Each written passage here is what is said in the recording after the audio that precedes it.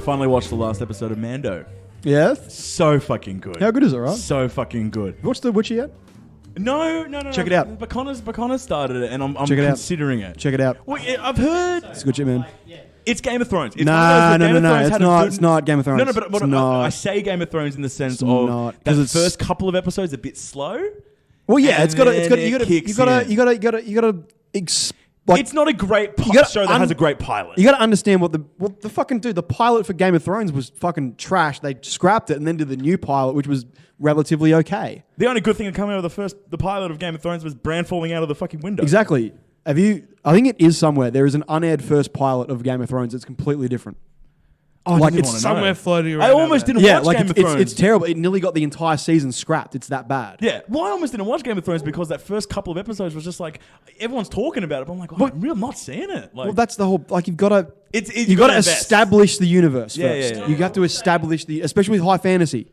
Yeah, no, High I agree, fantasy, I agree, you I have agree. to establish the universe. You got to establish the rules. What is the magic? There is What can it do? There is an issue with over marinating.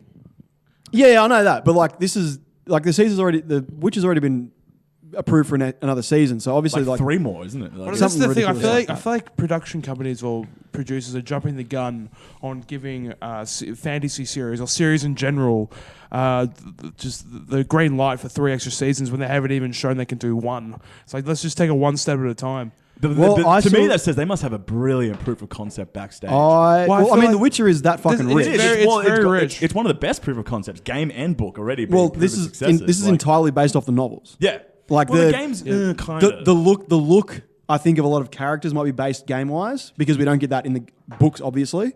I doubted it because I think when they first announced it, a lot of people got pissed because it just came off the coattails of Witcher 3, the game. Right? Yeah. People were going like, kind of really, I'm so keen to see the cast announced, and then they casted them very young, and they're like, well, why did you cast them so young? Well, no shit. The first book takes place before Wild Hunt did and the game did. This is Geralt's based already off like the 20 years older. This is based off the first book. Yeah, the first ever. Yeah. Yeah. I know. That's what. Like, it's a really young Ciri, Yennefer, and Triss is like very different narratives comparatively to Droll at the point. Like, and that's what I like to see. And that first book was brilliant. From what I haven't read it, but like the first game, not very loosely, but it was very like it took an aspect from that first book, but Cues and stuff from the book. Yeah, it didn't start from when the first book started, Yeah. and the first book starts well before that first game starts.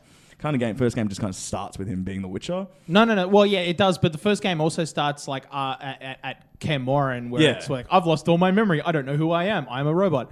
As somebody who isn't a Witcher person, like that was me. Like I literally only know that because that's the bit of the first Witcher game I've only played. I've only ever played that bit. Plus, like beyond Kaer Morhen, where you go into the first town and like you do some gimmicks. And I've never read the books. Watching the first episode of The Witcher, though, was like rough. It was hard to do because I didn't know what was going on. And apparently they do it some fucking time travel gimmick where it's like different scenes are in different time periods. I'm like, okay, I don't know who this person is. And they're like, oh, the Wild Hunt. Oh, I know about the Wild Hunt. That's the name of the game. That's it. That's all I knew. I don't know who the fuck this kid is. And then The Witcher shows. I'm like, that's the Witcher guy. I know that because I'm on Instagram. But that's the only reason why I know, right? It's like, yeah, the guy who plays Superman also plays The Witcher. That's how I know. Don't quote me on it, but the first book doesn't have Yennefer and Triss as much. That's why they had to do the big time jumps. But the problem is that they don't establish the characters very well. They don't, because the time jumps are very rough. It feels like it should be. It's just assumed you know who these characters are, which is not what the show should do. The show needs to stand on its own as its own show. Yeah. Which actually, like, I didn't like Game of Thrones as a series. It just wasn't my bag. But the first episode, right? What ultimately put me off was the incest. I'm like, okay. Yeah. But what I really liked about the first episode was it did a really good job of establishing the characters. And that's just because it literally follows the first chapter of the book. Like, I started reading A Song of Ice and Fire to be like, okay, why are people so hardcore into this? I've heard people who read the books and like, again, with to get into the Expanse TV show, I read the books first and that got me into the show. And so I went, okay, I'll read A Song of Ice and Fire. I read the first chapter. I'm like, this is the first episode of the show. Yeah. Fucking brilliant. Like, it establishes the characters. You know exactly what's going on. You know exactly who everybody is, right? And, of course, the book has a little more exposition with, like, Ned Stark being like, oh, the kids and the fucking wolves and, oh, it's a whole fucking thing with the kids, right? And it's like, okay, yeah, cool. And you're not going to get that in a TV show. But, like, the TV show didn't need it. Like, it handled it all really well, being like, I'm Ned Stark. I'm an important person, right? And it's like, great, cool. I know who you are, cool. And especially with a universe as complex as Game of Thrones, like you really need something like that. And The Witcher is equally as complex. Yeah. And I just feel like the first episode doesn't do a good job of establishing who everybody is and why everybody is where they are, besides Geralt, right? But Geralt isn't that hard to establish. He's a dude who does magic and kills shit for a living. It's like, okay, cool.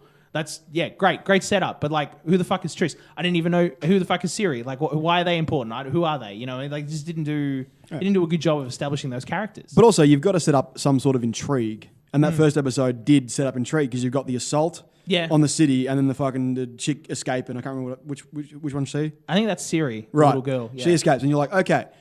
End of the episode, it's like your destiny is to find Geralt. That is your destiny. Whatever the fuck, you know. I didn't know that was her destiny. I just thought. But like her mother's or her grandmother or whatever says it to her right at the end. That's right, she did. Yes, too. it's like your destiny is to find Geralt. So you know at some point in the series they're going to meet. Yeah. So that is the intrigue going into the next episode. The intrigue at the end of Game of Thrones is the incest and Bran getting pushed out of the building. Yeah. So like that to me is like fantasy series. They often do start off a little bit slow, but you just need to establish the rules of the world, where everyone is placed in this world, and the connection everyone in this world they have to each other. Well, it seems like Game of Thrones and Witcher have done that because Witcher picks up after like the Exactly, like episode episode 3 and 4, it just like it clicks into gear. Yeah, it's the And same with Game of Thrones. You get some monster hunting. You get a lot of Geralt. You get a lot of stuff with Yennefer. Like it starts to really fucking scene. build. Do you know the one where it's in the town and because what's his name, Cavill came out and did like because they're doing what I really like about how they're promoting The Witcher is that Netflix is also doing like a very side thing where it's like 5-minute shorts with like Cavill. Is this the one him talking about the swords? Yeah, he talks about how the thing was shot. Yeah. Right? And he breaks it down from like an actual filmmaker's perspective and goes, well, this sword here, obviously it wasn't a real sword. It was a prop sword. Yeah. But it wasn't the length of the sword. So we had to pretend it had weight and pretend it was as long as it was. Yeah. And then you watched him as he went through and like it was a one-take scene apparently because it was done in one shot. So he's like, if we fucked up, you have to do it all again. And like it's so easy to fuck up because it's not there. Right? Yeah. You're pretending it's there. You got to pretend about the weight and everything. And it's like, oh, it's such a beautiful thing to see. Like that little side thing that they're doing. But even to that, like that's what I'm saying. Like the show picks the fuck up after. It does. Like those that's the thing. episodes. Once you get them, like I think Thrones was like the whole first season kind of had. Yeah, the first season was slow, man. It's huge. Slow, but then the second season was fucking brilliant. But dude, you get second season, third season, you get fucking stuff like the Red Wedding and just like Battle of the Bastards later on. It's just like we don't have to spend entire episodes worrying about like Battle of the Bastards is the only episode where it takes place in one entire scene. Yeah. There's no cutaway to King's Landing. There's no cutaway to anywhere else. It's just Battle of the Bastards. But we've gotten to the point we've earned that because we know everybody. We know all the motivations. We know everything about the situation. We just get to sit back and enjoy. And in the book, it's probably like a fucking 3-page description of the battle. But because we get the whole fucking episode dedicated around it, it's way better. It's like Helm's Deep in Lord of the Rings, right? Amazing battle scene, takes basically the entire last act of Two Towers to get through that scene. Yep. It's 5 or 6 pages in the book. In a very long fucking book. Hot take, boys. I just really could not get into Lord of the Rings. I don't see it. It's my favourite. I know. I respect it. I respect it. Yeah. I've read the books. I've seen the movie. I've read some of what he's written, and I think he's a great writer. But He's don't. a very descriptive writer. Yeah, very arcanic in the way he writes. Yeah. Old English, obviously. The dude can spend fucking 10 pages describing a paddock. Yep. Yeah. Yeah. And But then that's like 3 books- pages The Hobbit's describing a worse. battle. The Hobbit is a kid's book. What? It's not worse. Worse is not the right. It's more in depth the way he describes things. Yeah, like which is the thing. Like that's what killed me for Lord of the Rings. Like because my dad is just like you, Ricky. Fucking loves the books. Doesn't like the TV. Doesn't like the movies. But that's only because he thought Frodo was podcast. I don't like the movies. Right. But I respect what the books did. And love the movies. So, and I've having watched all the movies, like I felt like that was a slug. Honestly, Return of the King for me was rough. That was hard. The way I that was hard to describe do because like it's sort of like they're halfway up the mountain and he's like, "Come on, Frodo, let's go all the way." And I'm just like, "Just fucking throw the fucking cunt!" Like, just for God's sake, I stopped. Sam, you've done all the hard legs all this way. Just run it the rest of the That's what I last mean. 100 Like, meters, Frodo He mate. could do it himself, man. Frodo, I stopped giving a shit Fuck off the 45 baggage. minutes ago. But it's about fuck off the Baggins. Fuck. it's about the journey. It's about the cost that wearing the ring has on your body. Oh, And it's- whatever. And the closer that you Well, get, exactly right. The closer you get to Frodo's that done. final goal, the harder and harder Then it Frodo is. shouldn't have had the ring. They There it is. Or they should have Alright. shared They should have shared it a little like, more. just you Shouldn't don't they know, have so shared shut it? up. No, I know. This is what I was about to say. It's one of those things where I'll tell people, you should watch the movies. But Fucking God, should. you probably won't watch them again. But no, At least me I- personally, I dude, probably won't watch them dude, again. Yeah, Like, no. Me neither. I do the 12-hour extended cut at least twice a that's year. the only Oh my way. God. so that's the only my way- Star Wars though. I'll do Star Wars. No, twice dude, a that's year. the I way do- you got to do it. I do You gotta Star. I do Star Wars like 4-hour multiple times a extended year. cut is the only way you Dude, got to do I it. agree. If Lotto. you had to do it, you would do it that Yeah. way. I If you just had to wouldn't do it, that you way. should do it. No, you need. No, I can't. You're gonna do it. You're gonna do have it. I have experienced Lord of the Rings. Don't get me wrong. I know the narrative and the beats. I just can't sit through 16 hours of just a narrative. Narrative. I'm sorry. Narrative. It's the interplay within the characters. Oh, Plus, whatever. Yeah. But I will say though, fantastic scapes of battle scenes. Like, but that's the only saving grace for me. Battle of Helm's Deep, fucking rad. Yeah. Holy shit. Great That fight was scenes. Battle And for of- the time too. the Like, last for the fight time, scene too. in the Fellowship was also sick when the Yeah. Oh yeah. no, not Knuckles. Fellowship. Fucking, who was on there? It's not. It's at the very end. The really big orcs. The Urukai. Urukai. Yeah, the Urukai That at was the end. sick. Battle scene sick. The chase in the Balrog. Sean Bean dies. in That is Moria. sick. Shocker. I know, right? Shocker that Sean Bean died. Just tied it back together. Lord of the Rings. Game of Thrones. You know, there was a stat that came out. Fantasy is Sean Bean. Let's be honest. It's him dying in various He ways. has that. He has the face. He has the beard. He has the hair. It works. Officially, Danny Trejo, the Mexican bloke who was Danny in- Trejo. Trejo. He's officially passed Christopher Lee as the most deaths in cinema ever. Really? Yeah. Yeah. I thought Sean Bean would be higher too, though, actually. Yeah, but no, he'd be Christopher top Lee's 10. been in a Christopher lot. Lee died in everything. He's been in Well, a now Danny lot of Trejo- movies. How do you pronounce his last name? Trejo. Trejo. Danny Yeah. Trejo is Yeah. officially passed. I think it's at like 46 or God 47 damn. movies. my Well, he always, officially. like, originally in his career, he always played, like, that second tier gangster that would be, like, the first one killed. Yeah, the one And then, not like, Tito. even, right? Like, yeah, and then even as he, like, became, like, the lead gangster or the lead bad guy or whatever, he would always die as the bad guy. So, mate, if you include TV as well, he's died a lot in TV too. yeah, I was going to say Breaking Bad, then you're not Yeah, dying he that died. too. He Like, was yeah. the fucking turtle head. Yeah. Yeah. Fuck, Breaking Bad's a good show. Is I was it? thinking about this when we were talking I about. just finished it like about a month ago. Wait, hold on. What, for the first time ever? Yeah, like Oh, I. Lachlan. You Look, have to. You have to I tell know- us. Well, I the first time I attempted it, I was like Bit young. for it, 17, you reckon? 17, 18. Okay, fair enough. And I just couldn't. At the time, I was more into real heavy. I don't know, like Scorsese and shit. I was just. I don't know. My mind just wasn't I'm there. gonna fucking come on, like but- Breaking Which is you're already Bad past is that. Breaking Bad is It's very different. Scorsese. It's different. I hated Skylar as a character. Well, yeah, no, Well, you're she's meant to hate she's her. a fucking Fuck No, this you're not bitch. meant to hate her. I feel like no, she's like, a bitch. Then she turns, and then you're Retrospectively- supposed to. By the end of the series, you're supposed to side with her. There are Yeah, a lot obviously. of issues with the characters I feel like I just couldn't connect with. I just Oh, didn't. dude. I didn't like the pacing of the show. But then I came back to it this year, and you know, once you get past season 3, season 4 is really good. Yeah. So season 3, in my opinion. I love season 3. Yeah. No, that's another one. Like, plenty of people are like, oh, I can't get past season 1. I'm like, get past season 1. It's not a hard show to get past season It's 1. not. Though. I don't think it is either. If anything, season 2 I is think- where I was like, a little bit. I think it's something to do with maybe the choices of lighting in a lot of the room, because I feel like a lot of the confrontation happens within Holt's house, and something about the lighting in the house, it just doesn't feel like. If you're gonna- No. It's Super the, gripping. I No, don't- it's the pacing that's the problem. Like I struggled with season 1. I watched season 1, put away the show, and then came back to it when they were up to season 6, and I went all the way through. Well, I know- And for me, what the trouble was is that they spent too much fucking time in the basement with the kidnapped Mexican guy, the kidnapped gang member guy. That's like 3 And- episodes. That's what I mean. I was like, that was 2 episodes must too say- many.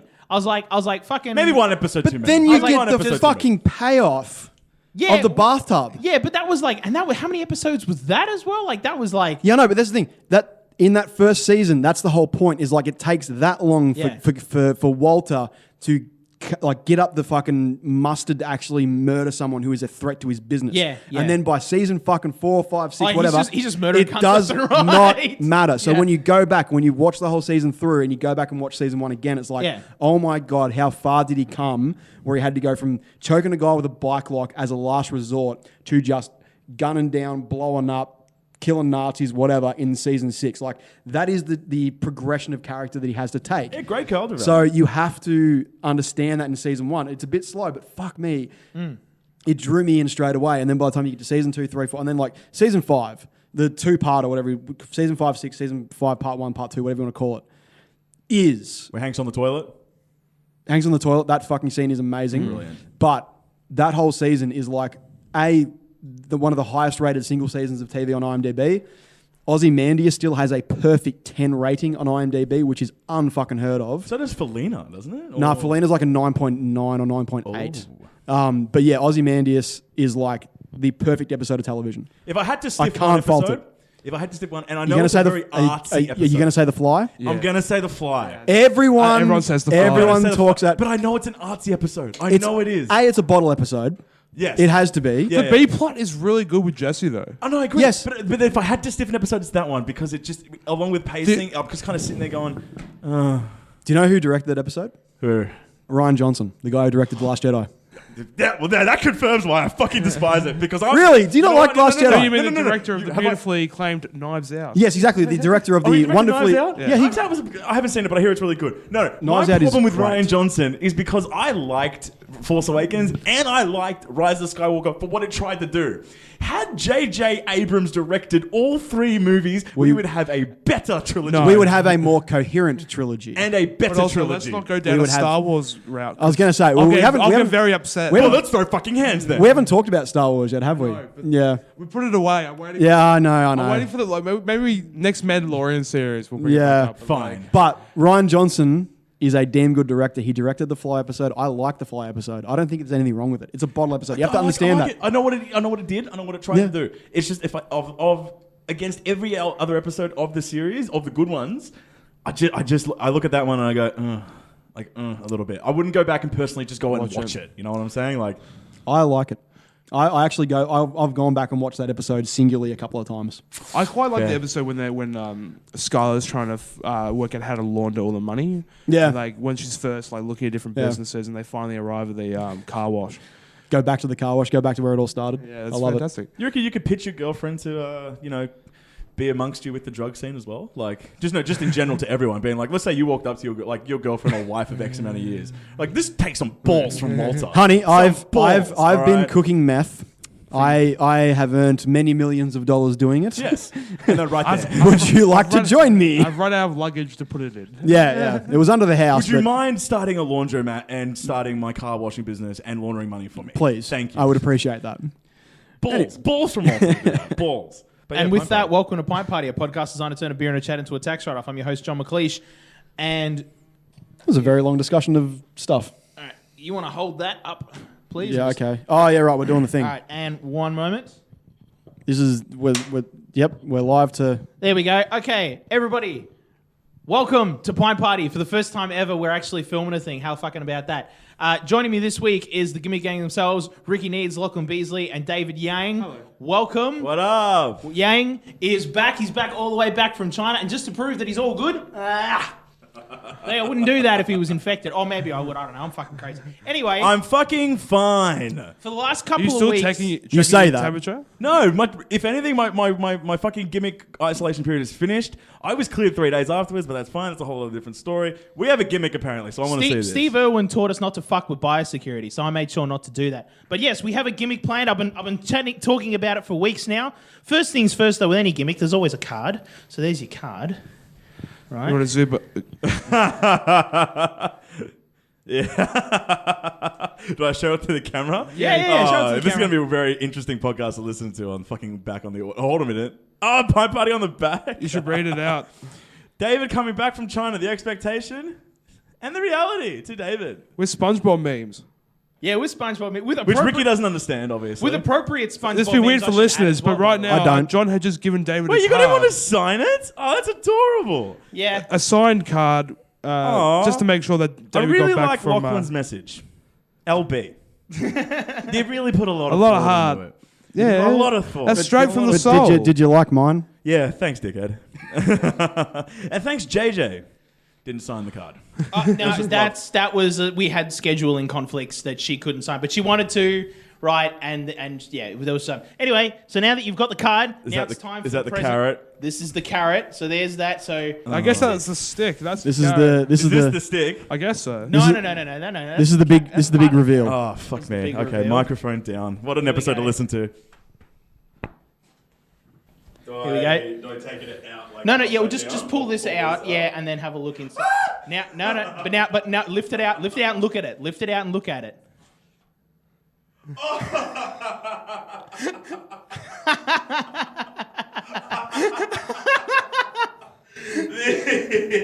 This is fucking sick.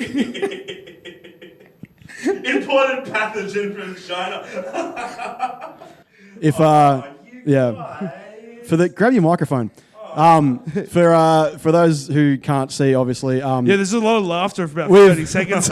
we've given him a box of Coronas with a custom label. It says coronavirus, La Virus Masfina, the finest of viruses for David. 2.1% as well. Oh, hang on, that's the bit that's got a bit of water damage from the beers being in there. If you turn it around, there you go. Now Yeah, there you go. 2.1%. 2.1%. That's actually old data as well. That's a bit of dark humor. Actually, the 2.1%. That was. Unfortunately, the alcohol content in these coronaviruses beers have gone up. Yeah, no, it's 4.5% in actual alcohol content, but like in actual in the number there, yeah, no, that's the 2.1% at the time was the death toll. Was the death rate from infections. Love a bit of dark death. satire. Beautiful. Yeah, that was a bit dark. But also, if you look at the Laboratorio Modelo, it's actually supposed to say it actually on the actual packet it says model brewery model, and then it has a bunch of like random ass letters after it, which I'm assuming is to say like, I don't know, fucking the name of the brewery that it comes from. But I just changed it to NCOV memes. Did you design this yourself? Yes. Everything was designed. So you designed the actual logo, the text. You managed to find the font. Yeah. This is outstanding. So I did all that. Well, I mean, I didn't make the biohazard symbol or the dragons. That all comes from they're like stock photos. Yeah. Like the biohazard symbol, that's the international symbol. I know. And then the dragons were like that's a copyright free dragon. I wanted dragons because they're symbolic in Chinese culture, but they're also like on the actual Corona label, it has dragons. It has winged dragons on it. It does too. Yeah, so you can see there's actual winged I'm dragons. really thirsty staring at this. Yeah, so like... Yeah, they're probably warm. They're actually not. They're kind of Oh. cold. I've been keeping them in my fridge all week. They're kinda cold. Yeah, I took them out of the box because I didn't want the box to get water damage. The only thing while stopping I me from worked on drinking them right now is the fact that we're just on site. Yeah. Yeah, look a little bit. A bit Yeah. thirsty. I might actually never drink them. Well, I'm definitely keeping the box. I'm never dipping the box. I would recommend taking the bottles out though because they will get water. You will water damage the box. Fuck, this is amazing. All right, where's the stick?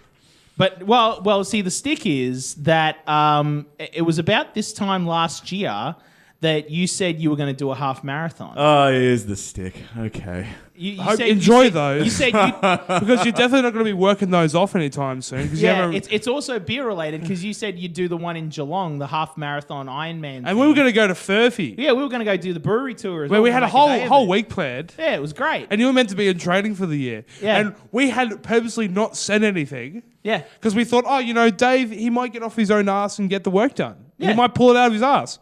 But it's a little bit too close, Dave. We don't think you're going to get it done at all. I would argue because of the recent epidemic, I've had to halt my training, and I would like a reschedule. Can I? No. Not a rescheduling. Just want to Bullshit. do a complete renegotiation. All right, you know what? Let's open up the lines then. No. It was all part of the original negotiation. The original negotiation was if he doesn't do it, he's no longer allowed to make any claims towards. Does his he want to physical change the prowess at challenge all. though? But then what I'm saying is that he can earn the right back by doing a half marathon at literally any time. Like tomorrow, if he went and did one, boom, you can earn it back. A half marathon? Yeah, it's a half marathon. That was the No. agreement. It was originally an Ironman, which was 3 different. But if steps. John's saying But it was- half marathon, it was I'm gonna the take half Don't listen to John. John didn't come on the gimmick. No, it was the half Ironman thing. Like we didn't because the full one was like what a 200 kilometer. Which would still be a triathlon, so you still have to do cycling and running. Yeah, but like the one that's half as big. Yeah, That's the essentially. But what A half Ironman. If we're gonna do a half marathon, let's say John, David, do you do a full marathon? Define full marathon. Well, 42 kilometers. But I could do a full marathon. It'd be the Melbourne Marathon. When's that? It's like August. How do you just know that? I've been thinking Why about have it. you been thinking about this? On this podcast, the stuff I pull out of my head. This is and true. You're asking. You've ruined my trip to Geelong, David. You gotta This year? I've ruined it for this year. come back to it. Do it next year. But do you want to negotiate? Because I I'm know willing to renegotiate is swimming a if we're big issue willing for to- you? Is swimming a big issue for you? The swimming would be the big issue. But not because I can't swim. It's just because after everything else, I'd be like... The thing is, though, we could literally do our own marathon. We could literally time If you you doing. design- If we want to do a triathlon, we could time you doing laps in a swimming pool. We could time you riding around on a bike or a stationary bike, and also we can time you doing a run. We can organize a marathon for you, man. Like we don't have to do one that's planned. That's true. We could do a full ghetto marathon. Like But that's like- a thing that can happen. It would be fun if we could do an actual marathon because then that gets a bit of. I reckon we could build up to the marathon. You know what? Speaking for last year's David, he was an idiot. Okay, I'm sorry, he was stupid. All right, I think we all know that. All right. Yeah, So you're saying that you were saying that you need roids in order to complete the marathon. Wink, Yes. wink, nudge, nudge. I would need assistance in some kind of area. No, but if we're willing to open the lines again and renegotiate the gimmick that is, I'm willing to do the marathon, the Melbourne Marathon. Is that just to get me into the good graces of being able to flex again? Like, Yeah, Well, yeah, absolutely. because That's what I'm saying. you talk can't- way too much shit without proving hey, it. Yeah. just physically I talk a lot of shit. I back up my other bullshit, okay? Yeah, that's true, but this is one thing where you couldn't back it up. So I'm saying, so you can't flex on this anymore. Fine. until Just on you the do it. podcast? Because I'm going to flex outside of the podcast. No, anywhere. Oh, That's it. Like that's going to stop me. Because this is public record now of you failing to meet the challenge. Fine. Otherwise, it's fine. Otherwise, it's a paddling. Okay, Oh, true. Do we want to come up with a punishment? That's a paddling. That's a bad Well, no, we paddling. can't do Every time corporal. I We can't do mention corporal. something- No, Guys, actually, you come know on, what? we can't do corporal punishment. We Come on. we need to bring something across from our other podcast. Maybe we need to find someone to do some chops. Oh, some chop bets? Absolute chops to the chest. You know what? Okay, I'm on for a chop bet. Yeah. I'm on for a chop No. bet. If I Explain what a chop bet is. If I can get a hold of Walter. no. So a chop. Ricky, you go. You explain. Yeah, look. I'm just gonna So stare at my cronus. in the world of professional wrestling, there's such a thing as a chop, which is essentially a big slap right across the bare chest of a wrestler. And they do this because it looks really effective. It sounds really good, but for the most part, most wrestlers have a very sort of muscular chest. Doesn't really do too much damage. So it looks really cool in the moment in a wrestling ring, but doesn't really do that much damage. However, they still sting, and they still sting a fair bit. Chop bet is essentially any bet you lose. We find someone, hopefully someone who has a little bit of professional wrestling experience because they can actually deliver the chop with a bit of velocity and force. And safely. And safely. Yeah. But it'll probably sting just a teeny bit more than if someone just slapped you in the chest. I'm willing to do the chop bet route. Chop If bet? You know what? Actually, for everyone. Not just me, but this can be an all-around punishment, just Yeah. for something we decide. Yeah. You fall into the chop bet. Yeah. Chop bets are, they're good. They suck, but they're good. Have you ever copped the chop? I've copped the chop. Michael still needs to cop a chop. He does need to cop a chop. He needs to cop a chop. I've copped the chop. They are not pleasant. When you have someone who actually has experience delivering them, fuck me, they are just. I have a little bit of experience with some chops. Well, Yeah, I know. is a chop or a slap bet worse? Because is a chop directly Slap to your bet. chest? Because a slap bet's to your face. Yes, but chop bet. Oh, you can say slap bet. There's a bit of a gentleman's agreement to it. Like when you slap someone, you're not really going out there to kill them. Yeah, it's not like those. It's not like those crazy fucking Russians. Dude, I've and seen they're some smacking- guys Yeah, and wind I've up seen with some guys too, ferocity. but I imagine amongst us fellas here and within Hard Effect itself, if we're going to do a slap bet, we're going to have a bit of a gentleman's respect about it, right? Yeah. But when it comes to a chop bet, there really isn't that much because You- it's a forceful area. You can give a bit of stank on it. You know what I'm saying? And also, you're not going to mark anywhere that's going to be seen without clothes. Yeah. Like the face, you get a nice. You're always hesitant with a slap. bet. Exactly. You're not so hesitant with a chop. bet. Yeah, whereas the The chop worst is is. when you're hesitating halfway through the drive. So when you pull back, you're like, I've got him entering the drive, and then you go, oh, I actually don't want to hit his face, and then all the power goes last minute, and then you just give him a little love tap on the side of the face. It's And a you're like, psychological slap in that one. what was that, mate? Why are you a Tully grandson? No. Why are you just politely slapping me across the face? Do That's not why do I that. feel like the slap is less is a less accurate kind of equation, and actually what would be better to equate to would be a spank.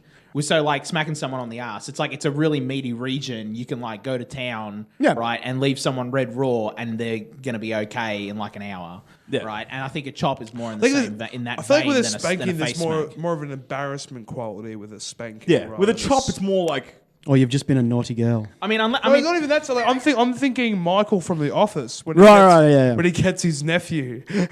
Oh, okay. No, I was thinking more in the kinky happened. sense, but Well, hang on. Did anyone here parents deliver the old spank to the ass when they were a bit Oh, of a mate, naughty? you're talking to a half Asian. I Well, grew up with it all, man. that's a good point. All right, I got all right. chopsticks, brooms. I got fucking I was gonna say, flip-flops, did your parents go anything further than use instruments of punishment? And obviously they did. Yeah. My belt, chopsticks, flip-flops. Fucking spatula, because obviously I also grew up in a white household too. I Yeah. got worst of both worlds. Yeah, so my parents' go-to was the wooden spoon. Oh, I've had those. I've had a fair few broken. Yeah, well, exactly. One day So your parents turned into mid-room snipers too. My mum, love that woman, but my God, she didn't have much of an aim growing up. But when it came to punishing the kids, she would clock you from about half a K. Yeah. She would clock you from about half a K. Right. You would be like the way it would work. She would yell out from you from the living room, being "You're fucked." So the gimmick of the kids was, "Well, now we're fucked. So we're going to sprint outside." There were two options she'd get you. So the living room is it's hard to explain on an audio podcast, but for you boys, you'll understand. The living room. Let's just say the front door's on the right, living room's on the left, and then in between is a hallway. Mm-hmm. You'd sprint from the hallway to bank a left to go out. First time she'd get you is from sitting on the couch and she'd just flick it right there as you're trying to sprint out the door. If she's missed, she gets up. Now, we have a long driveway back where we used to live. She'd be able to clock out from the front door. From the front door, she'd take one step out. She'd eyeball you one time. You'd be sprinting to the gate being like, "Mom, no, please. I'm sorry. I didn't mean to fucking turn off the TV." Fucking flip-flop back. So we're talking just a regular flip-flop? We're just talking a sandal, like Not a Berkey? like a thong. Like a thong, okay. Like yeah. a thong. We're not talking a Berkey. We're not talking these meaty bad boys that Locke doesn't have on at the moment. Right? But yeah, I was going to say, like, the wooden spoon was a pretty popular one in our household. Brother got one broken across his, and like, it wasn't even like a break. It was just like a clean snap. Like the wood was like, just like cleanly split in half across his arse. Clock from the room, or was it like she had managed to get you down there? Yeah, no. It was my mum never managed to get anyone Snuck down, up but like Predator. she was a sniper. Oh, no. My parents were very much like back of the scruff of the neck, bend you over a little bit, and just like across the arse, just bang with the wooden spoon. They were brutal. And also soap in the mouth for any time we swore. I never got the soap in the mouth. I got the soap in the mouth a couple of times. Fuck off. You know the worst part hasn't was, fucking worked, but I know. The worst part was I once got done on a technicality. Because, like it was a previous crime caught on tape. so double jeopardy laws. Oh, come on. Yeah, so like my parents were like filming me and my brother. Like we got our first, like, you know, the clamshell half pools. Yeah. Like you got like the sand in one half. Every kid knows it. Yep. Yeah, exactly. Right. So me and my brother were playing in one of those, and I would have maybe been like 5 or 6. Right. Mum was like videotaping us because it was our first little pool or whatever, and we just like when we first moved to Echuca. And apparently, at some point in that video, I had said either like shit or fuck. How old were you? Like 5, 6 years old. My dad swore a lot, so it kind of rubbed off on me pretty quickly. But You had no chance. But like my mum and dad didn't hear it at the time, and I don't remember doing it. And we were watching it back. Oh my god! And mum just goes, "That's not fair. You don't. I know, right? You get tried on that, man." Yeah. And mum just goes, "Hang on, what was that?" She rewinds. She goes back, and you can hear me swearing on this fucking tape. How like was this like you rewatched it when you were 16 and she turns around? No. And It was Ricky. I remember it being like it was maybe only like a couple of days later or something, like because you had to like take the tape and then get the tape put into like a proper VCR or some shit. I can't remember. But it was like a very old school camcorder. Yeah, show your age more. Yeah, I will. But yeah, apparently I swore on the tape. I got caught swearing on the tape. And mum fucking got out the soap 2 days or 3 days removed from me actually swearing. And I copped it. I feel like there's got to be a statute of limitations on something like this. Well, it's a swear you word. Catch them in the act 24 hours to 48 hours after that. You can't punish them after that. They won't learn. It must be a mum thing though, because I've got a similar story, not involving like a swearing punishment like that, but like so. I always take pride in the fact that my first professional filming gig was filming my little sister being born, right? Fair enough. So yeah, that's right. When you say that, that's a fucking badge of honor. It's like, yeah, that's right, I did that, right? And so anyway, a couple of days later, right after my little sister's born, my mum's watching it back on the 45-inch plasma TV, right? It's like, okay, cool, we're seeing that in widescreen, and yeah, I don't know that. It's not. I'm looking for an air conditioner. It's quite toasty in here, but that's not an air conditioner. It really is. No, there's no. That is system. not an air conditioner. Yeah, Your buns are going to be a bit warm, Ricky. Just deal. No, I'm dealing. I hate it. But I'm like, sweating in places I shouldn't be. Anyway. Yeah. Anyway, so we're watching the tape back of my little sister being born, right? And apparently, that's right. I was talking to the nurse about something. The nurse, because the midwife had gone out. I was talking to her about something, and I said something to the effect of like, "Oh, I heard that like you know, it can be as little as 6 hours after the child's born that like." Mothers will leave the hospital or something. And at the time, in the video, my mum, who's like in the middle of like contractions and all the rest of it, is like, no, I don't think that's right. I think it's blah, blah, blah, blah, blah. In the exact same moment, my mother sitting next to me, because she has no memory of any of this, right? Because when the birth hormones and everything, it's like you black out, right? So she doesn't remember saying that. But in the exact same moment, my mother sitting next to me goes, no, John, I don't think that's correct. I think it's X, Y, Z. And I'm like, it's like I'm fucking listening to my mum in stereo, right? And she says the exact same thing on the DVD, and in real life, it was fucked. Right, and yeah, it's a thing that mums must do where it's sort of like, okay, mum, if you'd have literally just, it happened like statute of limitations, like, because you just told me off the second time.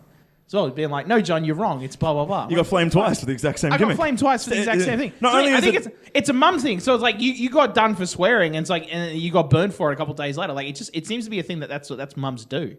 Well, that's where I'll credit my upbringing. I know the statute of limitations was in play. If I had done something a week ago, she'd be like, okay, fair enough, but don't do it again. But if she caught me in the act, then it was the corporal punishment. Yeah. Then it was the broomstick came out, the chopsticks came out, oh, you're going to cop it now, David. Learn now. But there needs to be a statute of limitations on this. If I'm going to do this with my kids, I'm having a firm statute. In fact, I'm going to print it out and put it on the board. Be like, if you do something and I catch you about 3 days afterwards, you're fine. But if I do it and I catch you, just know that you're going to come down with the wrath of David. If you steal a car 3 days later, it's fine. All right. Look. If I don't know about it for 3 days, then you've Unless got there away are with it. actual criminal statute of limitations, All right. I will abide by them. But within the household of David, the statute of limitations. I'm is sure. my I'm sure your All right. children will be very, very well versed in the sort of punishment, as you are, Mr. Lawyer Boy, or soon to be Mr. Lawyer Boy.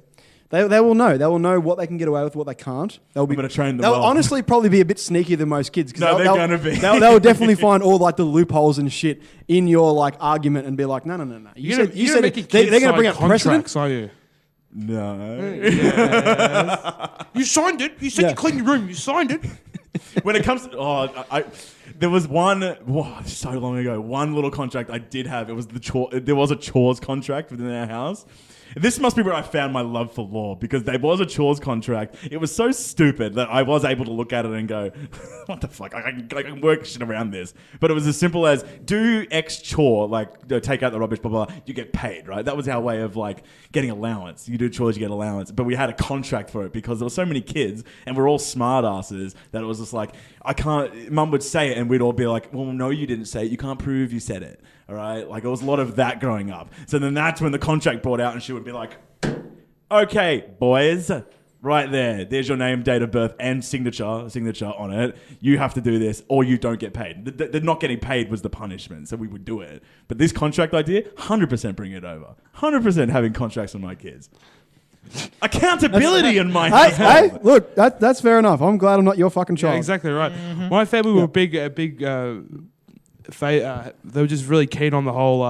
We're not angry. We're just disappointed. So they psychologically. Yeah. They like the slow burn. That was always the most brutal. That's one of the chips away at you. But when it finally really Psychological. chips that last chip, it hurts you. Are you okay?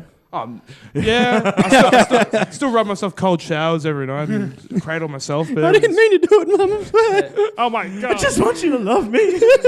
See, I was raised by hippies, so for me, it's kind of a tale of two cities. It was either like really long conversations about what you did wrong and how to approach it the next time, or out and out screaming matches. That's the way. It was like one or the other, right? There were no in betweens. Never anybody hitting anybody else or anything. But part of that though is that there is a family story in my family of my uncle knocking out a nun. So like. Corporal punishment. Well, you have to I gotta finish tell the that story now, You have that's to finish the podcast Wait, on that what story. did the nun do?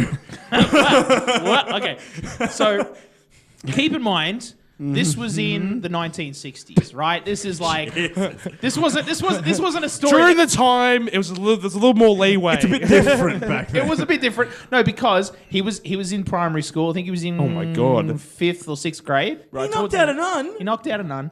And I have a lot of uncles. I have like 6 uncles, right? And this uncle is the brother that's immediately older than my dad. My dad's the youngest of the whole bunch. And so this is 5th or 6th grade. And by the way, my uncle, I think I don't want to say too much, but like I think he'd be okay with me saying he likes a bit of biffo. He's a man who likes I like to stir the pot. he likes to stir the pot. He's a fan. Right. What a drama queen. And he's got oodles of stories to that effect. But this one in particular, so this is in the 60s, and corporal punishment was just a normal thing. Like, kid does wrong, you cop the smack. And generally what was accepted as a form of punishment was either the strap, which is like a big leather belt thing, or a wooden ruler. Yeah, the yardstick. Yep. Yep. The yardstick. That's And my old man cop that one. Yep. So this particular, and of course, my grandparents were Catholic, so my uncles were all sent to Catholic school.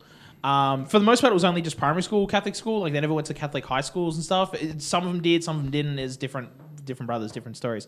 But this is a Catholic primary school, so it's all nuns. It's like they're full on hardcore, and they like the yardstick. That was their gimmick. And this particular nun was very liberal with that yardstick. Oh boy, she would love to do it. Anyway, my uncle, right? He was a bit of a larrikin, right? As well, he liked to play up a bit. Gets in trouble for some shit. Nobody even remembers what the shit he did was. But basically, he got into some shit. And we're all confident. It's like, yeah, you probably deserved it. And even he's like, I probably deserved it. And the nun was like, all right, come on, up to the front of the classroom. So he goes to the front of the classroom. And she was just, for some reason, the devil was talking to her that day because she just went off and smacked him across the back of the legs with the yardstick and broke the stick. Oh, God. She hit him that hard. That's a bit of talk. Now, my uncle, like I said, is a man who liked a bit of biffo, and even as a child, and at that moment, he just something clicked, and he kind of just went full John Wick, and he turns around, and in one smooth motion, he Baba turns Yaga. around and clocks her in the jaw, Oh my God. she lifted off the ground. She went. How old? Well, he's in 5th, 6th grade, that's so he's crazy. 10 12, or 11. 11, yeah. Yeah, So 11, She was a 12. flying nun for a little bit. She flew like she did. She, apparently, and all the kids all attested to the fact she went probably 1 or 2 centimeters off the ground and landed on the ground out You could cold. hear a pin drop after that happening. Yeah. It's like you just punched. Oh my God! You just punched not a person in the face. You punched a nun in the face. yeah. There were rules. Apparently, I thought there were rules. I thought You're definitely going to hell now. I mean, that's just you've clocked your ticket. Right. I don't think there's any number of Hail Marys that'll fucking fix that one. Right. And yeah. So she hits the ground. Right. And then of course naturally, right, like I mean, you know, he gets dragged into the principal's office. Principal's like, what the fuck, bro? Right, I'm calling in your dad. So my granddad comes in naturally, right, and of course this part of the story I know from my dad because my uncle got brought in and they're like, oh, he's one of them McLeish boys. Bring in the other one, and my dad gets dragged in. My dad's like a year younger in another grade in a completely different classroom. He has no idea what the fuck's going on, and he's just getting dragged. He's like, what the fuck? I got nothing to do with this, man. I was just trying to do me fucking maths, and then you drag me in here. All right, fuck it. What's my brother done? Yeah, well, that's it. He had no idea. He was just like, all right, fuck it. I guess we're all copping it today. And then my granddad comes in and sort of like, okay, you know, what's the deal? And principal explains the situation, right? And my granddad's like, you did that? You actually did that? And my uncle's like, yeah, no, I did. Like, there's no sense in lying because you don't want to cop it worse. A lot of people saw you punch a nun in the face, mate. I don't think We have witnesses. We have witnesses. That's what I mean. Like, but also, you did not lie to my grandfather was an unarmed combat instructor in World War II. Motherfucker knew how to fight. Like, you didn't mess with him. And so he was just like, there's no sense in lying. Yeah, no, I did that. It's like, good for you. He was like, what the fuck? Right? Yeah, good for you. Right? Because like, my grandfather was never one to spare the rod. But at the same time, he was like, but there's limits, right? And breaking a yardstick over a child, like, you've gone way too far, right? You have gone way too far in that moment. Like, if you're hitting with that much force, like, that's enough to like break bone if you hit him in the wrong spot. And so my granddad was like, no. That was kind of like a fair go. That's a fair cop. Bit of an eye for eye. That's a bit of an eye for an eye. Like, all right, that's the end of that And one. if the Bible teaches us anything, it is an eye for an eye. An eye for an eye. Yeah, apparently. Religion. So yeah, but yeah, that's RA is so- teaching you on so so many levels today. As a result of that story, yeah, like corporal punishment was never a big thing in our family after that. You know? Yeah, that's fair. And I think it's good with that. It's moved on with the times, and we know. Well, yeah, it's like is I don't know what's worse. punishing your kids There's in new that ways way. now with the technological. Yeah, it's like I'm just going to take your give iPad. me your phone. Give me your phone. Or No, your iPad. don't You put the get- Wi-Fi on lock. Yeah, we're going to lock the Wi-Fi. Why can't I log into Netflix, Dad? Yeah, I'm blocking all the porn sites, Dad. That is honestly like my biggest concern. Like if I ever had children, like I like to think of myself as pretty technologically savvy, but like part of it is that our generation, you know, people call us digital natives, but that's because like. But we also remember a time before all of this technology was a thing. Like, Yeah. in like, you know, Yeah, we're on that perfect That's little what I mean. limbo. Yeah. Like, Yeah. where it's- I remember a time without internet. remember I dial-up, spent a too. lot of time playing with Lego because I That's didn't right. have Wi-Fi. we played That's right. outside. That was still our generation as well. That's it, yeah. And so like even though we came into all this tech, we're not born into it. Yeah. No. And I feel like the next gen, like our kids are going to be born into all of this tech, and they're going to have a much better understanding of computers than even us. And like I said, I think I'm particularly technologically savvy, but I think my kids are going to be even more so. They so really are. How the fuck am I going to punish them? Like, how the fuck am I going to be like, okay, you done did a naughty thing, right? You're a naughty boy or naughty girl. I'm going to take away your internet privileges. How the fuck do I do that? Right? Like, shy of turning off the Wi-Fi router, unplugging the thing, and like putting it in a fucking safe. But then their phone has data. That's what I'm saying. Then their phone yeah. has that. It's like, okay, so what do I got? I got to get a fucking cell phone jammer now? Like, what do I do? Well, when did you guys get your first phone? Because I feel like that's changed with the times too. And that's When the thing. I could pay for it myself. Really? So I got one when 16. True. Okay. Got my first job at 15, saved up my pocket money for a Nokia 6111. So for you, it was more like an accessory. It wasn't just like. I didn't need one. Yeah. Yeah. Okay. Yours wasn't. Why the fuck would I need you a phone? earned yours, yeah. Yeah, like I didn't need one. Like I lived with my parents. I knew their phone number. Echuca still had payphones at the time, so I could just fucking. This is what we used to do. We just did 1-800 reverse, and then when it goes collect call from, and you just be like, pick me up at the cinema. Hang up. Yeah. Yep.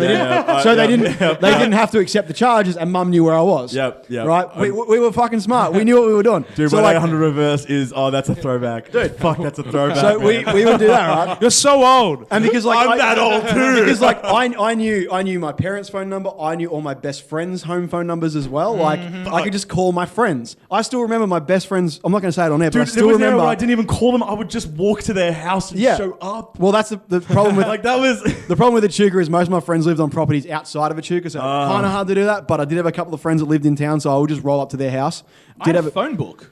Well, yeah, I mean the phone Like a book. personal, we had but phone I mean a books. personal phone book. Oh yeah, yeah. with white No, numbers in. I had one of those as well. I literally had a personal phone book with Yeah. all of my friends' phone numbers in it, Yeah. right? Well, and I then like remember. emergency numbers if my parents were out of town and needed to call someone. I had those numbers as well. Like Yep.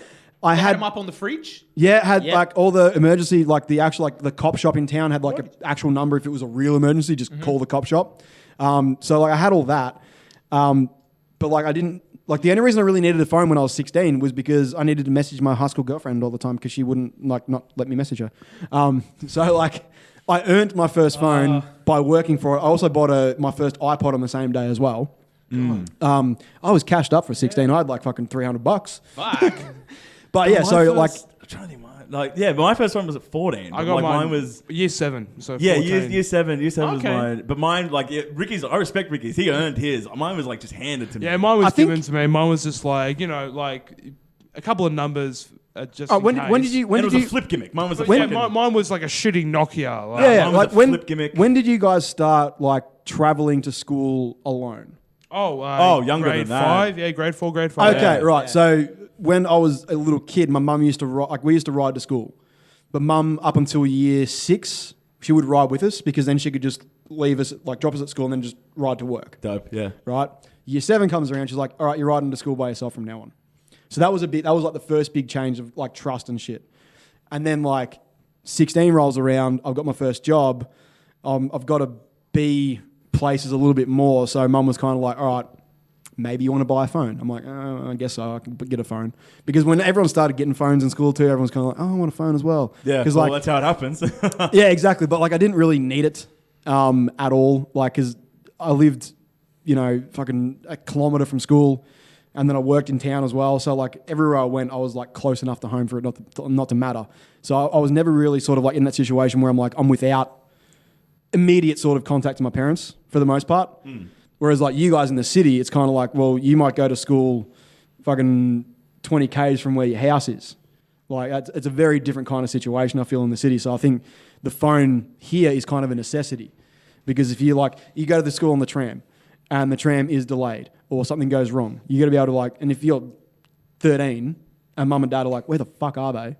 I kind of get it from that aspect. Yeah. Whereas like at home, I didn't really need it because I could just ride my bike anywhere I needed And to go. if you weren't home, your parents would think, oh, well, he's got footy training or he's got this. Like I had stuff on pretty much every night after school, and if I didn't, it was mostly just me and the boys going to the BMX track and even then, hurting your ourselves. parents wouldn't really start worrying about you until about 9:30. Yeah, usually ours was always if the street lights are on, maybe think about going home. Yeah, no, that was the That rule. was- That was yeah. the rule with us. Like, That was the rule for us as well. if the street when the street lights turn on, you come home. That was like, yeah. And like, I got in trouble many a time because I would stay out a bit later than that because like I was hanging out with my girlfriend a bit more than I should have been at that time. But I naughty boy. got my first phone at 13. And even then, like my parents had talked to me about it because we'd seriously talked about it. We were like, "Do you really need a mobile phone?" Like blah blah blah. And we all kind of agreed. We were like, it'll be good to have like because I was talking about this when I was in primary school, and we were like, it'd be good to have when like say if the bus got delayed, like all those reasons, like if something gets delayed or you need to stay back for whatever reason, blah blah blah. Right, or you want to go over to a mate's house and you just organise it. Like you're fucking old enough to like go and hang out with your mates for the afternoon. Just give us a ring and say, hey, I'm going to be late, and it's like no worries. But we all agreed. Me personally, I was like, I don't need a phone until I'm 13. I even said it. I was like, not until my 13th birthday because like, don't need one. It's pointless. And yeah, 13th birthday rolls around and I got one. And even then, it was like, it was a little flip phone, fucking LG thing. It's just got Snake on it. And a prepaid. It's got the SIM phone card. book and it's got Snake on it. That's it. How good was 1 cent text? I never used it was 1 cent text up until a certain character limit, then it would become another text. Is that what Gimmick you're talking about? Yeah. So like, I liked it, but fuck. Sorry, hang on. What carriers did you guys get for your first phone? I was with I'm pretty 3. sure. Okay. Oh, 3? No, I was with 3. Yeah. Because Three like mobile. in Echuca, the only option was Telstra. Yeah. So you had to get a Probably Telstra not phone. for the worst, though. Sorry? Probably not for the worst, though. Well, no, it had good coverage when you were like out in the middle of fucking whoop whoop. Yeah. But like the thing with like Telstra at the time was like there was 5 packages you get with prepaid. And like there was like call packages and stuff like that, and like MMS packages. You all remember MMS? Oh, the multimedia messages. Yeah, yes. it's when you could send They songs. costed more. They did. They cost like 25 cents a pop or some shit. Yep. So you could send songs to each other, or gifs or early Imagine shitty meme videos. culture trying to exist then. I know, right? But it still did. It still managed to exist. There was still stuff that like everyone sent each other, like that.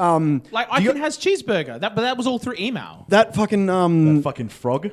Yeah, no, the crazy frog. but even like all like the random message tones and stuff. Yeah, So like everyone. Saturday afternoon, you're watching TV and a stupid mobile phone ringtone ad would come on. But like people worked 20 out cents and here you go. worked out early how to like convert audio files on computers to MP3 and then download them to phones. So you could have like I had for a period of time my SMS tone was the scene from South Park where Cartman tells Mr. Garrison to suck his balls.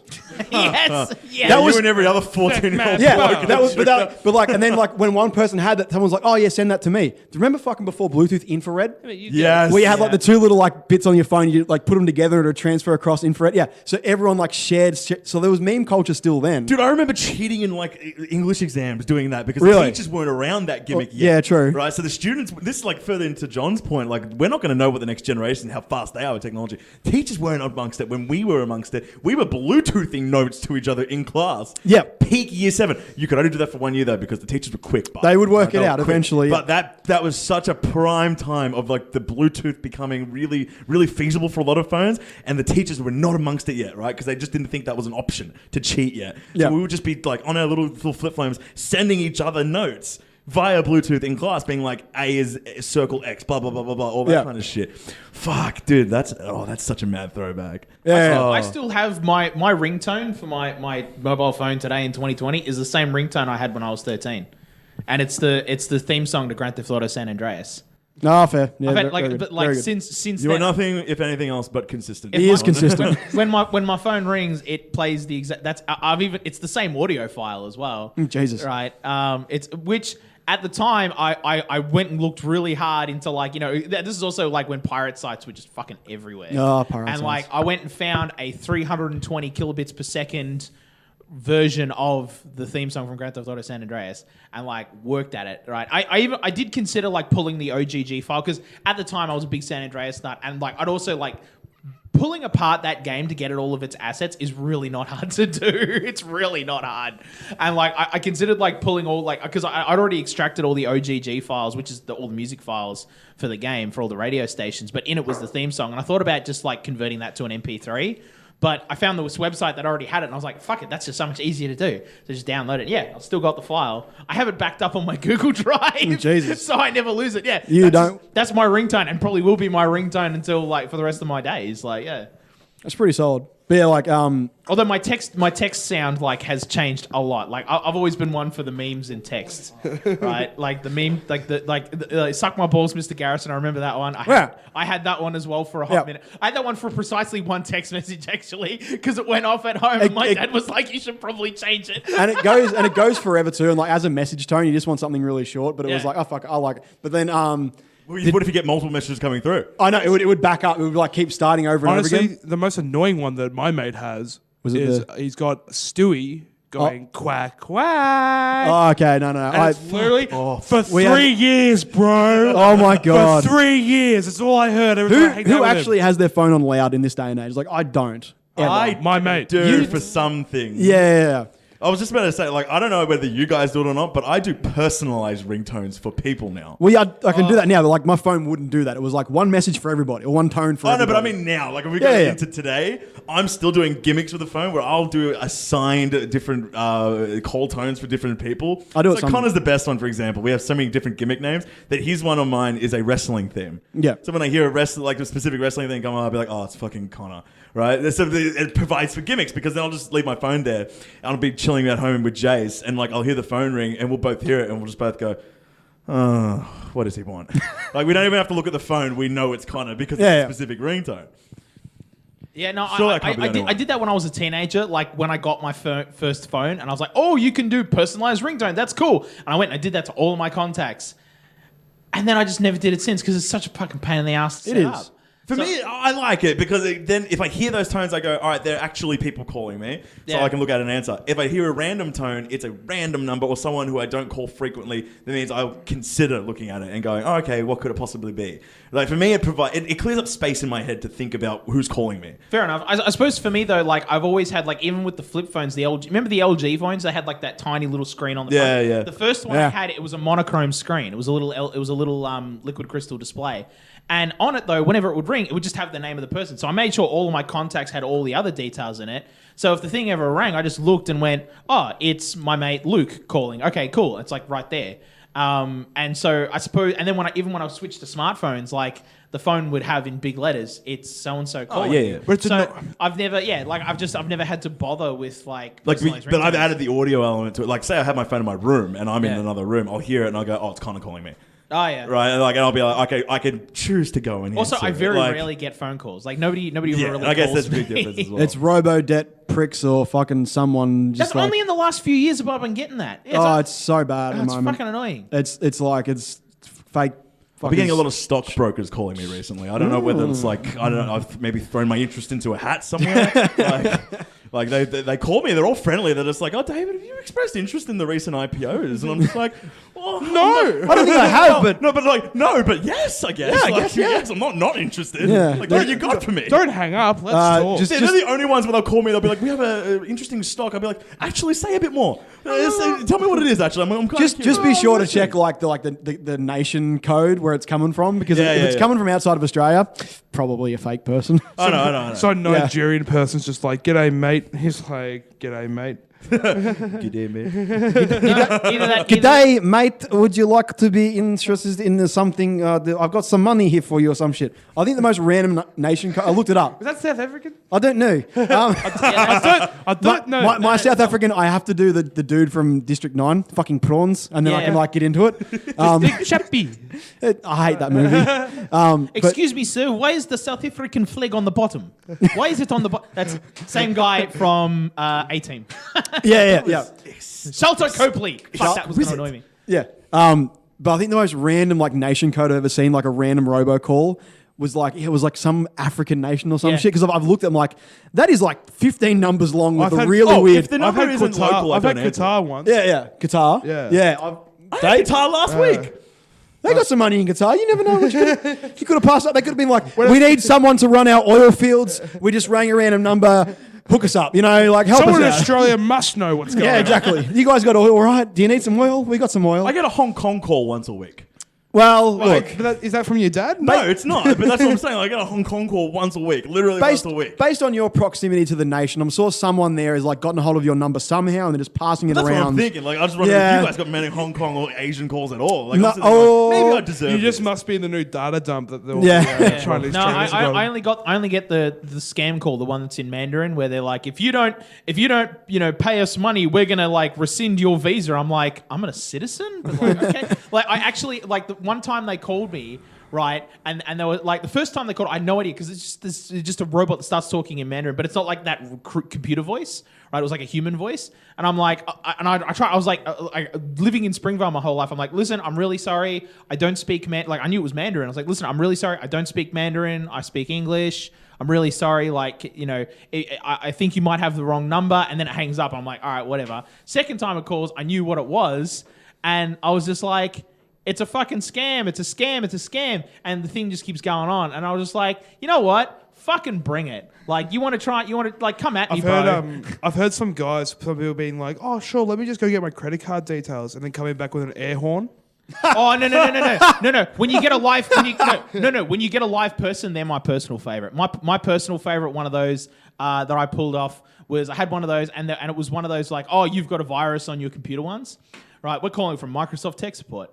And I was like, oh, yeah, hang on a minute. Let me... And so they were like, okay, open up your browser, go to this website, blah, blah, blah. But like, instead of going to teamviewer.com, I went to redtube.com and then typed in screaming orgasm, right? And found like... And then sorted by like most viewed to be like... The people... Because the way I saw it was like metrics-wise, anybody who's into this particular search, there's probably one video that they all like pass around. And so I just clicked on that one, and then I've got some pretty good computer speakers. Like my dad is like an audio nut, so he had some really good computer speakers, and so fired them up, cranked that bastard as loud as it would go, and be like, oh, excuse me, I just need to go and get like, I just need to wait for the thing to load. Hit play, put the phone down, and just walked away. Dude was on the phone for 5 minutes. I don't know what he was doing in those 5 minutes, but there was a lady loud. She was screaming bloody murder. Like, I don't know. I don't think it was like, there's some fakeness that goes on in the adult industry, but this was like the fakest of fake, right? And I'm like, I even sent out a Facebook message being like, to all my neighbors, I'm really sorry you had to listen to that, but like, this is what was going on. I think the best one was there was the prank call, like a scam call rather, last year that I think a lot of people got. And it was probably, and I say best as in like kind of the most convincing one. Not the Nigerian prince scam. No, it was the ATO one. Yeah, because it was during tax time. It was during tax time. So they had timed it perfectly. They had done their research to a degree. But it was the ones that were calling from the ATO being like, oh, there are some discrepancies with your tax return. You owe us money. You owe us money, right? And like that got a lot of people because they were just so convincing. Yeah, because a lot of these scam calls are fucking... Yeah, here's the thing. The ATO don't really call you. They don't. They will fucking email you or contact you through your like accountant or something. They don't call you. They don't. And that should be the first red flag for a lot of people. But a lot of people don't know that. And now that the ATO is hooked up with MyGov, you get an email through MyGov. Yeah. Yeah. The thing was, though, is like... That's why they have MyGov, is to kind of stop this whole scamming stuff. I literally could not log onto my MyGov during last year's I forget my password every fucking time. Yeah. Like, so I just all you do is you just take your last payslip of the financial year, and that is your total, that is your tax amount, done. Simple. But like, I'm not looking forward to this tax time because the ATO are useless.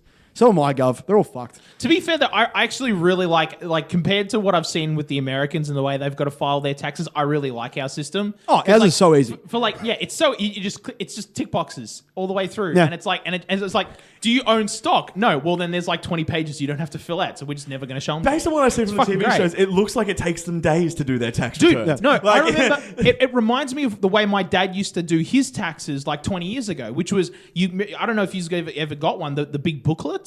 No. You had to fill out the booklets, and it's like no, I don't. And know, it would be like that's why keeping receipts was actually important. Yeah. And but like I mean, even then for my dad, it was relatively straightforward because he was an ordinary dude. It's like, do you own stocks? No. And that was like question 2. Do you own stock? Okay, no. Skip to question 61. It's like, okay, flip through 4 pages and then keep going. It's like, yeah, and that was a whole like it's like that in America still, and I'm like, still, because what stands out to me is that one episode of Simpsons where it ticks over from financial year, and Ned's like, "Oh, time to do my taxes." Yeah. So he spends the year doing his fucking tax. I'm like, that is. You see it in every sitcom. They shit talk the tax system, but it must be, stereotypes exist for a reason. Like I've never been there, I've never seen them do it, but just on what you said. Fuck, it sounds like it takes them days. Look, they're a bit backwards in a lot of things over in the good old US of A, but the tax system, like I have e-tax. I literally just go in, put my income, put my tax, tick a bunch of boxes, write off maybe $100 worth of clothing for work, and that's it. And then I'm done. It's 10 minutes worth of work. It's so easy. Yeah, oh my God. even when I was an independent Trying contractor, to set up your MyGov, that's a whole other situation. Look, fuck MyGov, fuck Centrelink, fuck the whole system. It's so goddamn bad at the moment. Like, I'm so glad I don't have to worry about it. Because like, I was talking to a kid at work the other day, and like she's like cutting back on hours, so she has to go back on like Oz Study or job seeker, whatever it is, right? And her talking about going through like the process of like applying at Centrelink to get money, and then doing the fortnightly reports of income, and doing like the job seekers interviews with like your job agency. I'm just like, thank God I don't have to do any of that anymore, because it was a nightmare. Like, dude, it's a fucking pain in the ass. It is just so many steps to get like something so simple done. Yeah. And just I'm glad that I'm out of that ecosystem. I never want to go back to that ecosystem. It's just, it gives me nightmares. Yeah. It honestly gives me nightmares having to deal with like Centrelink. And for anyone who's not here, Centrelink is basically our welfare program. Yeah. And they are just, I'm sure the welfare programs are pretty trash wherever you are in the world. Yeah. Ours is just levels of bureaucracy that just do not need to exist. And oh my God. Yeah, it drives you nuts. It does. It drives you nuts. Before we wrap up though, I do want to say just about the ATO story, because the scam's based on the one that they had in America with the IRS. Yeah. My favorite video that I ever saw online of that scam was like somebody, like an IRS guy calls this guy and is like, "Oh, we're from the IRS and you owe us money," and he's like, and they're like, "And if you don't pay, we're going to send the police to you right now," and he goes, "Well, I'm a lawyer and like this is kind of my jam, so fuck yeah, send the cops." And they're like, we've got the number for the sheriff. We'll call him right now. And sitting next to him is the sheriff for the local town that they're in. And he's like, "Well, actually, the sheriff's sitting right next to me right now. Do you want to talk to him?" And like he hands the phone over, and the sheriff goes, "This is Sheriff, what's his face from What's His Face County Sheriff's Department. Like, what's the problem here? Like." And the guy's like, "No, I don't believe you're the sheriff." It's like, "Mate, I am the fucking sheriff. I could send you a picture if you like," because he was in his uniform. He's like, "I can send you a picture. Right, I'm sitting next to the guy right now. Like, I'm right here in the house. If you need someone arrested, like, we'll do it." And even the lawyer was like, "Yeah, I'll surrender right now. Like, let's do it." I love those little serendipitous moments. Actually, I got one right now. Actually, I've got this random fine in the mail, but it went to my parents' place. Oh, yeah. Right, and I'm like, what the fuck is this for? Because like I don't have a car anymore, like none of that. So I'm like, I haven't been like picked up in public transport for anything. So I'm like, I shouldn't have a fine for anything. Like I'm good. Apparently it's like a parking fine from like 2 years ago I didn't pay. Oh, okay. And because it went to my parents' house, the only thing still in my parents' name was my car's old rego, which I no longer have the car. It's not registered anymore, right? And my old man like rang me or like messaged me. He's like, "Oh, this came in the mail. Just pay it. It'll be fine." I'm like, "Yeah, whatever. Paid it." And I was actually reading through like all the stuff of like, what they're going to do if I don't pay at this stage of the fine or whatever. And it's like, we'll fucking seize your possessions or whatever, or we'll break into your bank account and take money out or some shit. I'm like, "Oh yeah, whatever." But the funniest one was like, "We will boot your car." I'm like, "Yeah, can't really do that because it's in the backyard in a Echuca. Like, you can boot it all you want. It ain't going nowhere. Like, it is broken the fuck down. So you can boot it if you like, but it's not going to bother me any." So, but yeah, that was random because they just rolled up my parents' house. I'm like, "What the fuck is this for?" Because there was nothing. There was nothing on it saying like what the infraction was, when the infraction was, what kind of infraction it was. I'm like, this is so random. So the only thing I can assume is it's a parking fine. But I don't know. I wish they'd like tell me more. Like, yeah, that's what is this fine for? Like, it could just be a random thing someone sent someone who's been like, "Yeah, you owe us money. Just send it to this bank account." Well, there's the guy who got done for defrauding Facebook out of $12 million because he would just send them his bills. I'm no joke. What? Yeah. Oh, you haven't heard of it? So there was the guy in America. He's just been arrested for defrauding Facebook for $12 million. Yeah. And it wasn't like big. Like what he would do is like he would get like his electricity bill, and he just forwarded the letter onto Facebook's billing department. Facebook, without even looking They don't at check it, so they they'll don't check.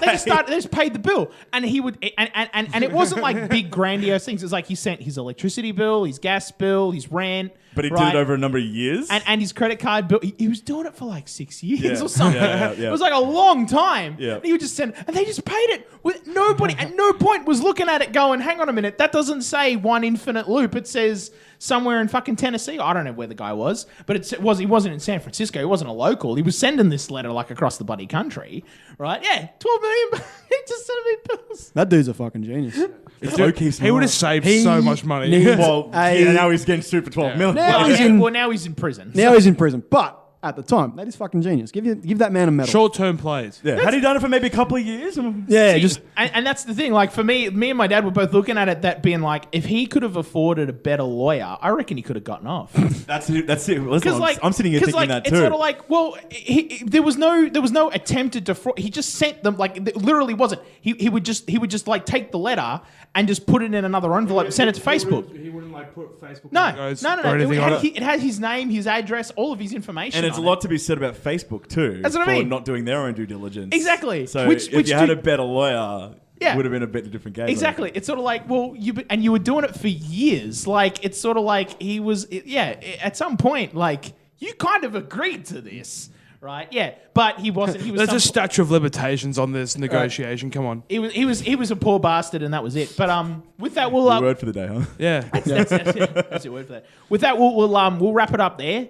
I want to thank my guests, Ricky, Lockie, and David for joining me for Pint Party this week. Thank you, Woo! boys. We didn't get to talk about my No China problem. story. No, we didn't. We'll do like a little Pint Party After Dark special. Ooh. Little teaser episode, little bonus one. You know, just a little short cast where I'll just tell my stories. Yeah. Well, that's a Idea shame. alert. Just throwing it That's out a shame too, because I had another gimmick designed specifically for you as well that I didn't get to do either, which was fun.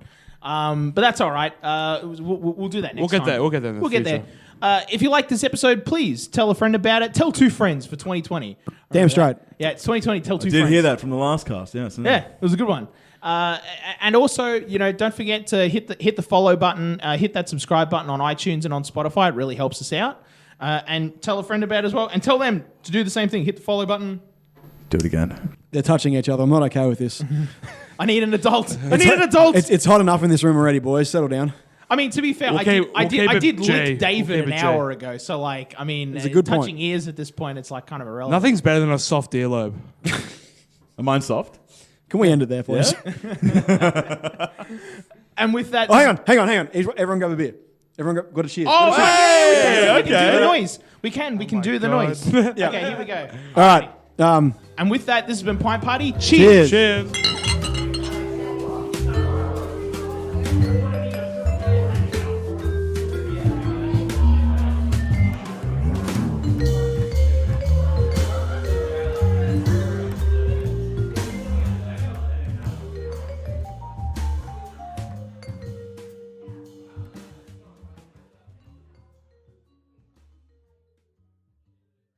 This is a Hartefact Network podcast. Find us at hartefactstudios.com.au.